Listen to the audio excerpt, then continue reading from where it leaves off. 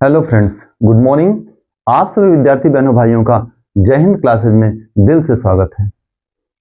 आज वीडियो आपके लिए बहुत इंपॉर्टेंट होने वाली है क्योंकि आज आपको यहाँ पर मल्टीप्लिकेशन के विषय में बताया जाएगा।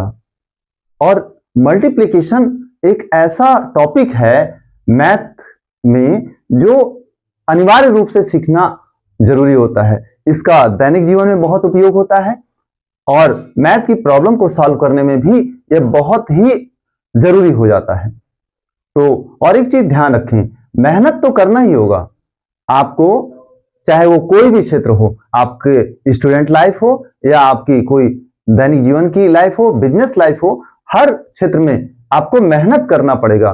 तो मेहनत करने से आपको वो मुकाम हासिल हो जाता है जिसके लिए आप शुरुआत से आपके ड्रीम्स जो होते हैं, जहां पे आपको जाना होता है, वहां तक पहुंचने के लिए मेहनत बहुत ही अनिवार्य होती है। तो वीडियो में आगे हम चलते हैं। आप यहां पर आज सीखते हैं गुणा, जिसको हम अंग्रेजी में मल्टीप्लिकेशन कहते हैं। और इसका जो मार्क होता है वह इस प्रकार से बनाया जाता है। मल्टीप्लिकेशन के लिए सबसे, अगर किसी अंक को किसी अंक में हम मल्टीपल करते हैं, गुणा करते हैं, तो वहां पर इस मार्क को लगाना अनिवार्य होता है।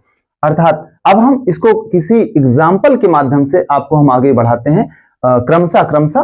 तो जैसे अगर हम एक अंक की संख्या को लेते हैं, जैसे हम यहां लेते हैं 5 और हम इसमें मल्टीपल करते हैं, गुणा करते हैं 2 से, तो ऐसी स्थिति में आप यहां पर देखते हैं कि हमें 2 का पहाड़ा 5 बार पढ़ना है। अर्थात 2 का पहाड़ा हम जब 5 बार पढ़ेंगे, जो संख्या आएगी उसको हम यहां पर लिखते हैं। तो 2 एकम 2, 2 दूनी 4, 2 तिहाई 6, 2 चौको 8 और 2 पंचे 10। अर्थात हमें यहां पर 10 लिखना होगा इस तरह से। ठीक, तो यह जो है गुणनफल कहलाता है, या इसको अंग्रेजी में हम प्रोडक्ट कहते हैं। जो इस पूरी वीडियो में आपको दोनों शब्द गुणनफल भी और प्रोडक्ट भी यह आपको सुनने में आएगा, या आपको बताया जाएगा कि यह प्रोडक्ट है। ठीक, तो आपने यहां पर अब देखा, छोटे बच्चों के लिए, छोटी क्लासेस के लिए ऐसे गुणा दिए जाते हैं और वह उनको पहाड़े पढ़ करके कर पाते हैं। ठीक, तो अब हम इसी को हम एक दूसरा एग्जाम्पल के द्वारा समझते हैं, और वो है जैसे अगर हम 9 लेते हैं। ठीक, अब हमको इसमें गुणा करना है 4 से। ध्यान रखेंगे कि गुणा का मार्क बनाना बहुत अनिवार्य होता है। अगर आप गुणा का मार्क नहीं बनाते हैं तो यह समझ में नहीं आता है कि हमें इस संख्या में कौन सी प्रक्रिया, कौन सी क्रिया, कौन सी संक्रिया करनी है। अर्थात गुणा करना है कि जोड़ना है कि घटाना है, यह समझ से परे होता है। इसलिए प्रत्येक सवालों में आपको मार्क लगाना अनिवार्य होता है। ठीक, तो अब हमें यहां पे क्या करना है, हमें 4 का पहाड़ा 9 बार पढ़ना है।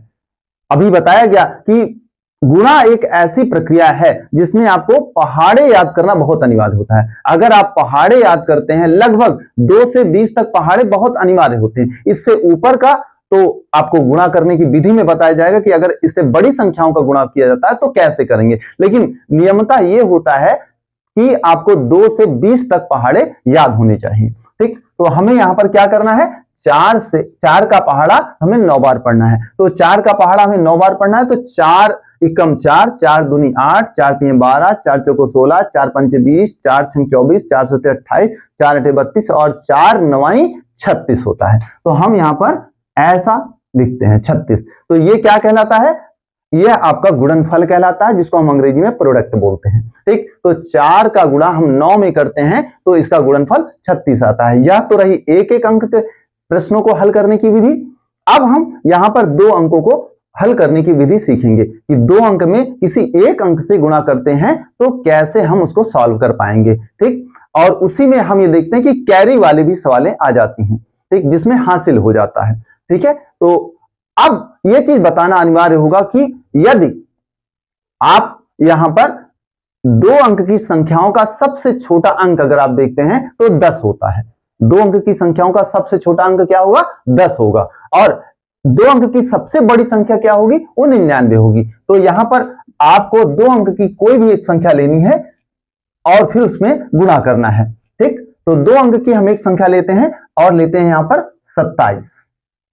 अब इसमें हमें गुणा करना है 5 से। ठीक, 2 अंक की संख्या है 27 और उसमें गुणा करना है 5 से। तो हम अब 5 का पहाड़ा पढ़ेंगे 7 बार, फिर हासिल जो आएगा उसको लिखेंगे और फिर 5 का पहाड़ा पढ़ेंगे 2 बार और हासिल उसमें जोड़ के लिखेंगे। ठीक, यह इसकी विधि होती है, इसका नियम ऐसे ही होता है। तो 5 का पहाड़ा हम 7 बार पढ़ते हैं, तो अब हम 5 का पहाड़ा डायरेक्ट 7 बार पढ़ पाते हैं, क्योंकि हम छोटे बच्चों को जो पढ़ाया जा रहा था वो पहले था, अब इससे बड़े बच्चों के लिए। तो यहां पर है 5 सते 35, 35 के यहां पर 5 हो जाएगा।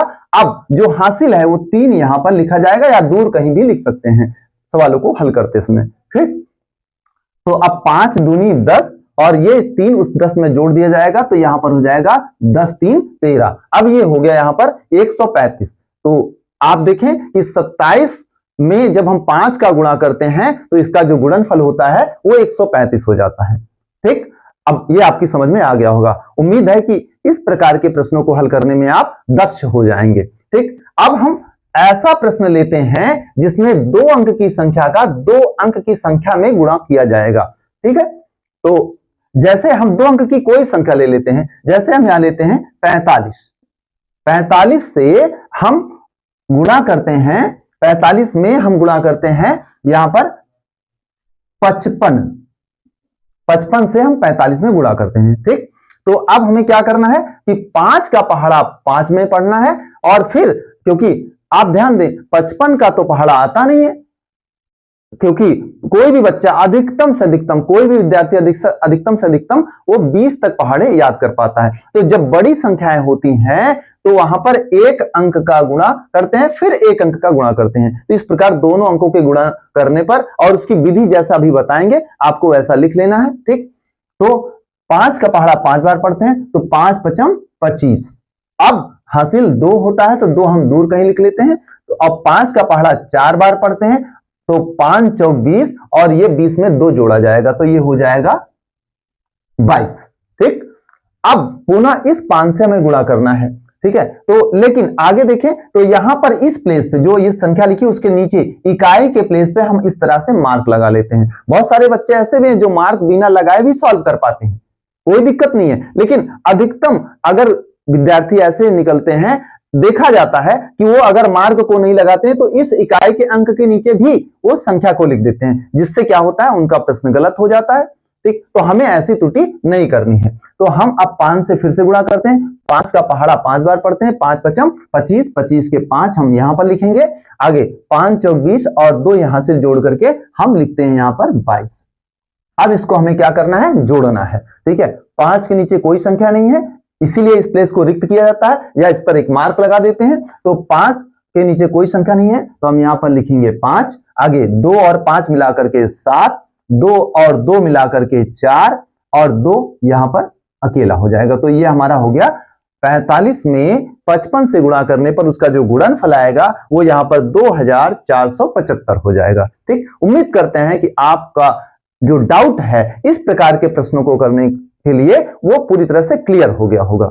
अगर कोई ऐसा डाउट आपका बनता है तो आप हमें कमेंट में जरूर अपने कमेंट के माध्यम से बता सकते हैं, फिर हम आपको उसका रिप्लाई करेंगे, उसका उत्तर देंगे।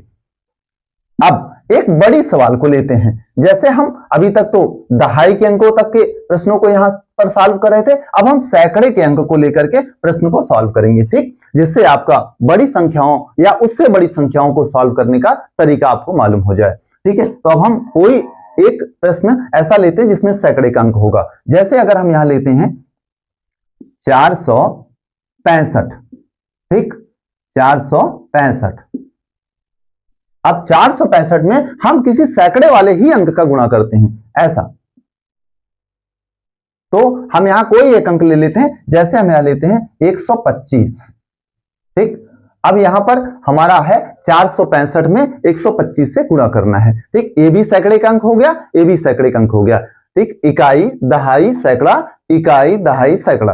अब हम यहां पर इस 5 से जो नीचे है उस 5 से हम मल्टीपल करना प्रारंभ करते हैं, गुणा करना प्रारंभ करते हैं। तो 5 5 25, 25 के 5 और हासिल 2, ऐसा लिखा जाएगा। ठीक, ध्यान से ध्यान रखेंगे, भूल करके भी कोई गलती नहीं हो, इसके लिए नियम को बाखूबी यूज करेंगे, नियम को बाखूबी ध्यानपूर्वक से उसको लगाएंगे ताकि कोई भूल ना होने पाए। तो 5 पचम 25, 25 के 5 और हासिल 2, 5 छंग 30, 30 में ये 2 जोड़ देंगे तो यहां पर हो जाएगा 32 और 32 के 2 हासिल 3 हो जाएगा।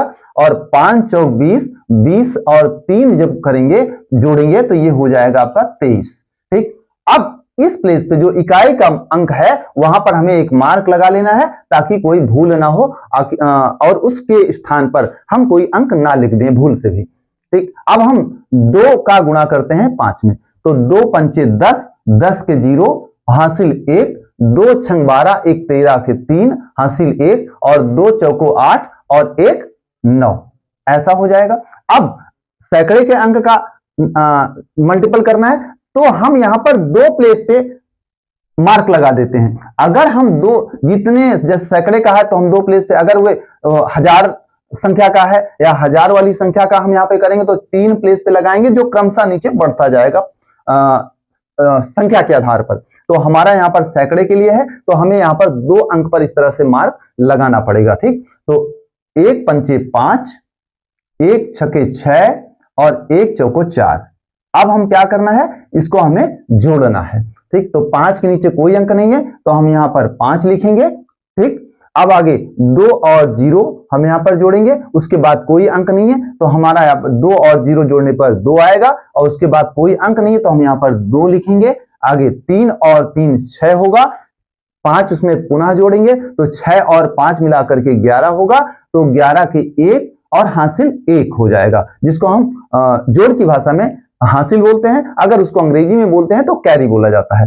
तो 1 और इसको हम लिख लें, लेकिन हम इस प्लेस पे लिख नहीं सकते तो हम कहीं दूर से उसको लिख करके यहाँ पर जोड़ लेते हैं। 1 और 2 मिलाकर के 3 और 9 मिलाएंगे उसमें जोड़ेंगे तो 9 3 12, 12 और 12 में 6 मिलाएंगे या 6 जोड़ेंगे तो वो हो जाएगा 18, 18 के 8 और हासिल पुनः 1 होगा तो 1 और 4 मिलाकर के ये हो जाएगा 5। इस प्रकार से 465 का हम जब 125 के अंतर्गत गुणा करते हैं तो हमारा जो उत्तर आता है वह गुणनफल हमारा होता है 58,125। कितना होता है? 58,125। ठीक, तो इस प्रकार से हम देखते हैं कि सैकड़े का सैकड़े में गुणा करने का जो रूल्स है वो हमें यहां पर ज्ञात हो जाता है। अब उन विद्यार्थियों के लिए जो बड़ी कक्षाओं में है, जैसे कक्षा 6, 7, 8 या 9, 10 या उससे बड़ी प्रतियोगी कक्षाओं के विद्यार्थियों के लिए यहाँ पर कुछ महत्वपूर्ण रूल्स, यहाँ पर कुछ महत्वपूर्ण नियम बताए जा रहे हैं कि अगर धनात्मक संख्या है तो उसका ऋणात्मक संख्या में गुणा किया जाएगा तो क्या उसका गुणनफल होगा, तो उसमें कौन सा मार्क जाएगा, ये चीज यहाँ पर आपको बाखूबी समझाया जाएगा। ठीक, तो हम सबसे पहले धन संख्या का धन संख्या में गुणा जो होगा उसका जो रूल्स होगा उसको यहाँ पर हम बताते हैं। ठीक, और ये बहुत महत्वपूर्ण है क्योंकि इस प्रकार के प्रश्न आपके परीक्षा में आते हैं, इस प्रकार के प्रश्न आपके प्रतियोगी परीक्षा में आते हैं, तो इसको आपको सीखना अनिवार्य होगा। तो जैसे हम रूल्स नंबर 1 है कि जैसे हम धन संख्या का गुणा किसी धन संख्या में करेंगे, ठीक, तो जो उसका गुणनफल होगा उसका भी जो चिन्ह आएगा वो धनात्मक ही होगा।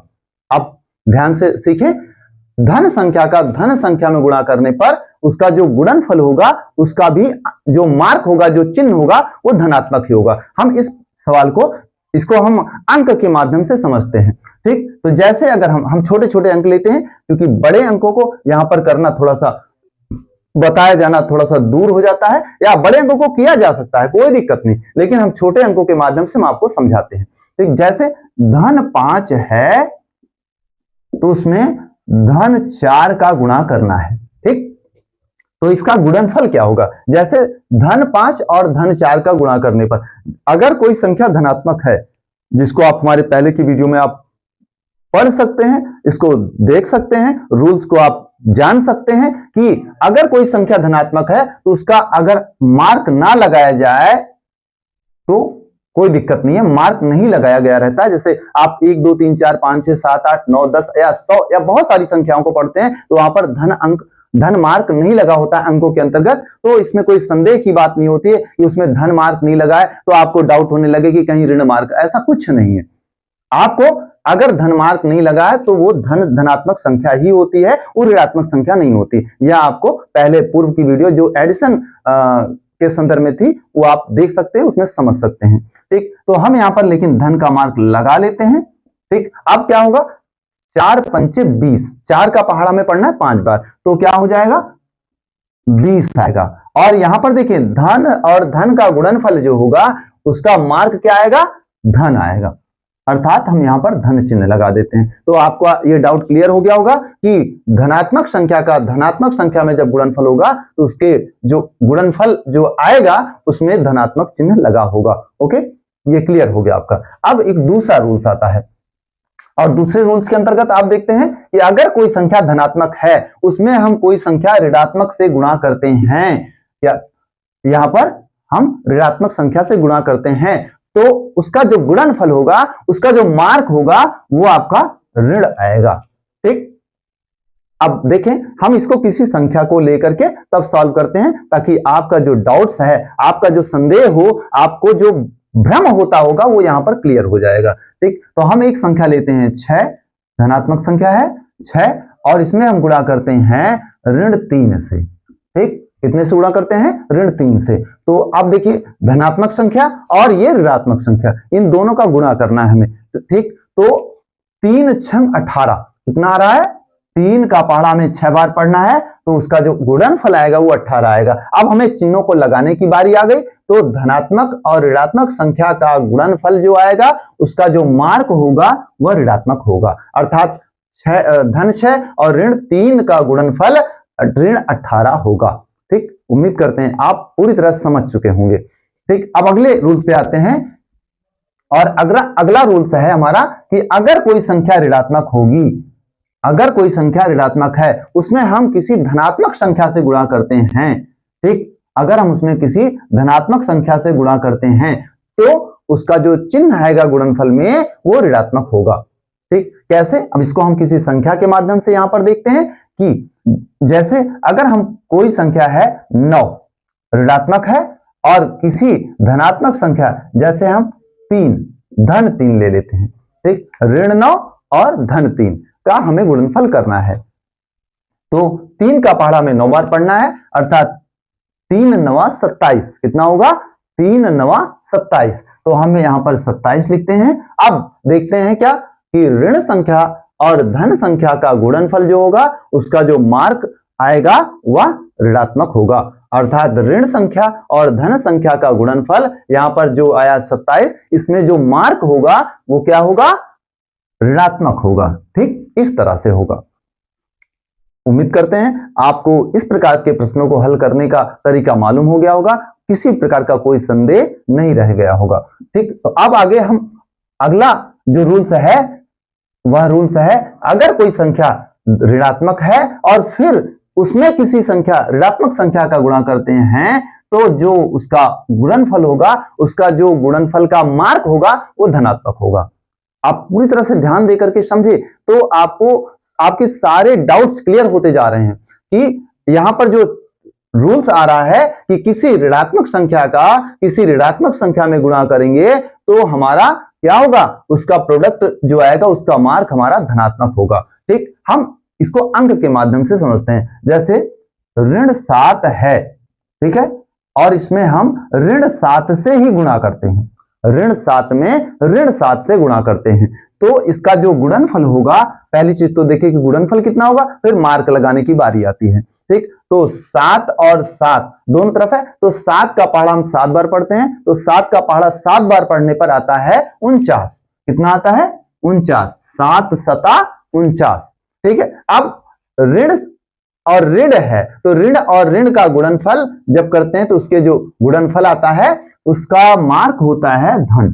ठीक, तो आपको यहां पर क्लियर हो गया होगा, आपको 4 प्रकार के यहां पर रूल्स बताए गए और उन चारों प्रकार के रूल्स आपको बाखूबी समझ में आ गए होंगे। ठीक, हम एक बार इसको फिर से रिव्यू कर लेते हैं ताकि आपको किसी प्रकार का डाउट्स ना रह जाए, और यदि कोई प्रश्न हल करते समय आपको कोई डाउट्स आ भी रहा है तो आप वीडियो के अंतर्गत जो रूल्स बताए जा रहे हैं इनको आप अपनी नोटबुक पर नोट कर लीजिएगा, ताकि जब भी अब कोई ऐसी प्रॉब्लम सॉल्व करें, जब भी कभी मैथ की ऐसी प्रॉब्लम्स आपके पास आए और कोई डाउट्स रह जाए तो आप उस नोट पर उस नोटबुक पर आप देख करके और आप अपने डाउट्स को क्लियर करके आप अपनी प्रॉब्लम्स को सॉल्व कर सके। ठीक, तो आइए देखते हैं। जैसे अगर हम किसी धन संख्या का धन संख्या में गुणा करेंगे तो उसका जो गुणनफल आएगा उसका मार्क धनात्मक होगा।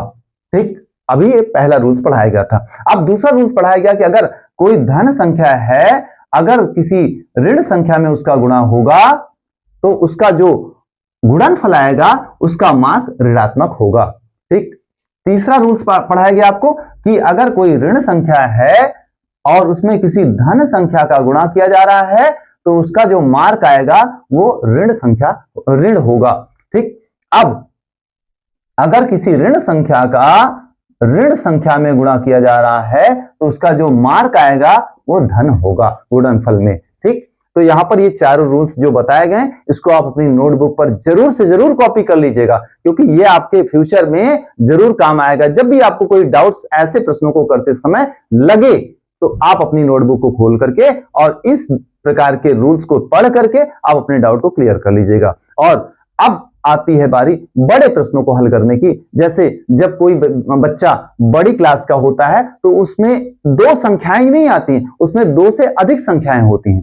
तो ऐसे प्रश्नों को हल करते समय हम मार्क को कैसे समझें, मार्क को कैसे हम लगाएं ताकि हमारा प्रश्न पूरी तरह से क्लियर हो जाए, अर्थात उसका सॉल्व मिल सके। ठीक, तो हम यहां पर अब एक प्रश्न ऐसा लेते हैं जो कई अंकों का गुणनफल दिखा रहा है, कई अंकों का गुणनफल हमें करना होता है। ठीक है, तो जैसे कि यहां पर हम +4 में गुणा करना है हमें -3 से, में गुणा करना है हमें -5 से, में गुणा करना है हमें -2 से और में गुणा करना है हमें -4 से, इस प्रकार से। अब इन संख्याओं का जो गुणा होगा वो किस प्रकार से होगा, तो हम यहां देखते हैं कि यह है धन 4 और हमें यहां पर ऋण 3 से गुणा करना है, अर्थात +4 से -3 में हमें मल्टीपल करना है। तो अभी जो रूल्स बताए गए उसके अंतर्गत आपने सीखा हुआ है कि यदि माइनस और प्लस का जो मल्टीपल होगा वो यहां पर मार्क कौन सा देगा, वो देगा यहां पर मार्क माइनस, अर्थात माइनस और प्लस का मल्टीपल जो उसका प्रोडक्ट आएगा वहां पर उसका मार्क माइनस में होता है। ठीक, तो 3 से 4 में गुणा करेंगे तो 3 चौक 12, हम इसको इस प्रकार से लिख लेते हैं, अर्थात दो संख्याओं का गुणनफल करके उसके बाद जो आगे शेष संख्या है उसको हम क्रम से नीचे की तरफ लिखते चले जाते हैं। जैसे यहां पर है -5 गुणे -2 -4, हम इसको इस तरह से लिख लेते हैं। अब आगे की प्रक्रिया में देखिए, यहां पर माइनस है और यहां पर प्लस माइनस है। ठीक, यहां पर माइनस है तो माइनस और माइनस का गुणनफल जब करते हैं तो अभी जो रूल्स बताए गए उसके अनुसार से अगर आप अपनी नोटबुक पे आपने कॉपी भी किया था तो उसके अनुसार से अगर आप ध्यान दें तो माइनस और माइनस का जो गुणनफल होगा वो यहां पर प्लस आएगा। माइनस और माइनस का गुणनफल का जो मार्क होता है वो प्लस हो जाता है। ठीक, तो अब यहां पर हम देखते हैं कि हमें 5 से 12 में गुणा करना है, अर्थात 5 दूनी 10 और 5 का 5 है और एक हासिल वाला 6, ये हो गया हमारा +60। अब आगे हमें आगे के जो अंक है उसको हमें कॉपी करना है। ठीक, तो -2 और फिर गुणे -4, ऐसा। अब हमें यहां पे क्या दिखाई पड़ रहा है कि ये प्लस है और ये माइनस है, तो ऐसी स्थिति में हम यहां पर अब अपने पीछे के रूल्स जो पढ़ाए गए वहां से हम देख सकते हैं, या आप अगर आपके पास उतना टैलेंट है और आप समझ चुके हैं, रूल्स को पूरा पढ़ चुके हैं, आप उसको कर सकते हैं, तो आप ऐसे ही समझ लीजिए कि प्लस और माइनस का जो मार्क होता है गुणनफल के लिए वो माइनस होता है। ठीक, अर्थात माइनस और प्लस का जो गुणनफल आएगा उसका जो मार्क होगा, जो चिन्ह होगा वो माइनस में होगा। ठीक, अब हम यहां पे गुणा करते हैं 2 से 0 में 2 0 0 और 2 छंग 12, अर्थात -120 होता है। ठीक, तो अब हमें हमारी अगली संख्या जो बची हुई है वो है -4। -4 से हमें इसमें गुणा करना है, तो हम यहां पर क्या देखते हैं कि माइनस और माइनस का जो गुणनफल है उसका मार्क जो आएगा वो क्या आएगा, वो आएगा प्लस। माइनस और माइनस का गुणनफल का मार्क कितना होगा, प्लस होगा। ठीक, तो माइनस माइनस का गुणनफल का जो मार्क है वो प्लस हुआ। अब हम गुणा करते हैं 4 0 0, 4 दूनी 8 और 4 एकम 4। तो इस जो सवाल है इसका जो आंसर आएगा वो प्लस 480 आएगा। ठीक, आपको उम्मीद करते हैं पूरी तरह से यह प्रश्न समझ में आ गया होगा और अब आगे आप इस प्रकार के कोई भी प्रश्न करने में पूरी तरह से सक्षम हो चुके होंगे यदि आप रूल्स को फॉलो करते हैं तो। ठीक, तो अब आगे आपके लिए एक चैलेंज है और हमें उम्मीद है कि आप चैलेंज जरूर स्वीकार करेंगे। और क्योंकि आप सब जब भी ऐसे प्रश्नों को हल करते हैं वो एक चैलेंज ही होता है। मैथ का कोई भी प्रश्न जो होगा वो एक चैलेंज ही है आपके लिए, और अगर आप उसको सॉल्व कर पाते हैं, उसको हल कर पाते हैं, उसका सॉल्यूशन निकाल पाते हैं, तो आप चैलेंज को एक्सेप्ट करके और उसको विन कर लेते हैं। तो यहां पर भी आपका एक प्रश्न है जो आपके लिए चैलेंज है, तो वो देखिए क्या है, -7 इंटू +7 इंटू -7 इंटू +7 इंटू -7, ये आपका है। ठीक, अर्थात -7 से गुणा करना है +7 में, फिर -7 में, फिर +7 में और फिर -7 में। आपके लिए चैलेंज है कि ये प्रश्न आपको हल करके और कमेंट में जरूर बताना है इसका उत्तर क्या आएगा। और आप अभी तक वीडियो में बने रहे इसके लिए आपको धन्यवाद। और आगे की जितनी भी जो समस्याएं हैं, जो आपकी प्रॉब्लम्स है, जो आपको डाउट्स है, वो आप कमेंट में जरूर पूछेंगे।